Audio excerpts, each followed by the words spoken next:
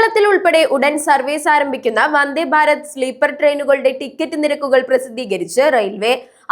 അഥവാ reservation cancellation waiting list എന്നിവ പുതിയ വന്ദേ ഭാരത് ട്രെയിനുകളിൽ ഉണ്ടാകില്ല. നിരക്കുകൾ പ്രഖ്യാപിച്ചതിനു പിന്നാലെ ആദ്യ സ്ലീപ്പർ ട്രെയിൻ ഗുവാഹത്തി ഹൗറ റൂട്ടിൽ അടുത്ത ആഴ്ച ഓടിത്തുടങ്ങും. വന്ദേ ഭാരത് സ്ലീപ്പറിൽ മിനിമം ടിക്കറ്റ് നിരക്ക് 400 കിലോമീറ്റർ അടിസ്ഥാനമായിരിക്കും നിശ്ചയിക്കുക. വെയിറ്റിംഗ് ലിസ്റ്റ് ഉണ്ടാകാത്തതിനാൽ കൺഫേം ആക്കാത്ത ടിക്കറ്റുകൾ ഓട്ടോമാറ്റിക്കായി ക്യാൻസൽ ആകും. തേർഡ് AC ടിക്കറ്റുകൾക്ക് 1 കിലോമീറ്ററിന് 2.4 രൂപയായിരിക്കും ടിക്കറ്റ് നിരക്ക് ഈടാക്കുക. സെക്കൻഡ് AC ടിക്കറ്റുകൾക്ക് കിലോമീറ്ററിന് 3.1 രൂപയും ഫസ്റ്റ് AC ടിക്കറ്റുകൾക്ക് കിലോമീറ്ററിന് 3.8 രൂപയും ഈടാക്കും. 960 രൂപയിലാണ് തേർഡ് AC ടിക്കറ്റുകൾ ആരംഭിക്കുക.